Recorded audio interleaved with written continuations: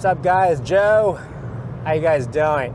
Something I want to chat with you guys about is like something I've been doing a lot now at this point in my life with my content and also with my career. Working for myself, working for Paul, and just overall just creating content in general, right? As an editor for YouTube. When you start creating your own content, you know, money is very limited, right? Or you spending money into something where you're not seeing much, like anytime return of investment can be kind of a deterrent, right? Meaning that like you paying for stock footage, for example, it's almost like you're not making any money. So you pay for stock footage for something that's not making you money could be kind of like, you know, it's easier for you to like maybe get stock out of like an image off the internet, but then like you can run the risk of getting copyright claims and this and that, right? But that's a risk that you're willing to take when you start off, right? Also, like, you know, when you start making your content, like at least for me, like I had the state of mind that I had to learn to do everything from scratch, right?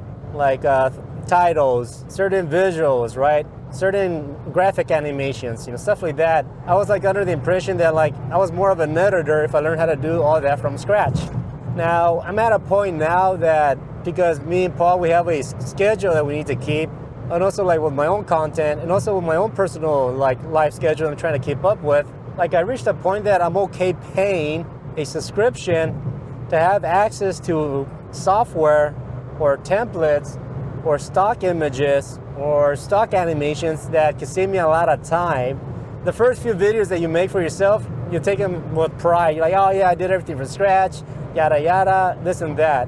However, after your fucking 1,000th video, you kind of like, shit, I need to get this done because I got a 1,001 video coming up to do, right? So you start to like go into like that state of mind, you know, once you create a lot of content.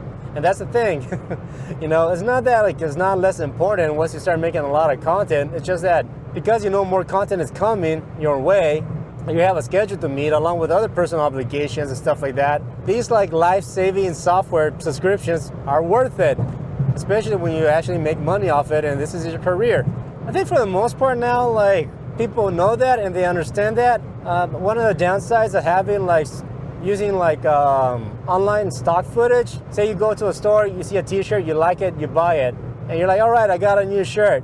But then like you go to the store or somewhere else down the street and you see someone else wearing your same shirt. Like, oh, I got the same shirt. You go to a concert, you see someone else with the same shirt. You go to a family gathering, your uncle's wearing the same shirt. You know, why? Because, well, they all shopped at the same fucking store as you did. It's almost the same thing with fucking stock footage. There's a high chance that other YouTubers are using the same stock footage that you are, right? Situation they might have to deal with if you start to get a lot of stock footage, right?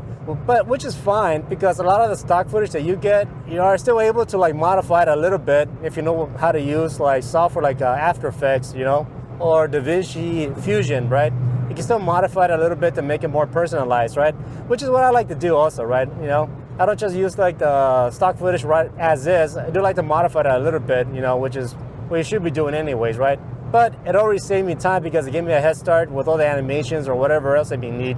But yeah, maybe right now you're not into it because, you know, you're not making any money, but once you start making like more consistent content, then you'll appreciate more of these like subscriptions, right? There was that internal like feeling that like, oh, I was cheating myself because I was using stock footage, you know, this and that, I should make my own or whatever. But yeah, I do get the point where like it's not a fucking mentality. It's more like, oh, I need to get this shit done. I need help, and accepting that you need help. That's where stock footage comes in. And trust me, it's a massive help. It's a massive stress relief. No shame in using stock footage. It's a massive help. All right, so that's all I have to say on that. Thanks for hanging out with me for a bit. Talk to you guys later. Peace.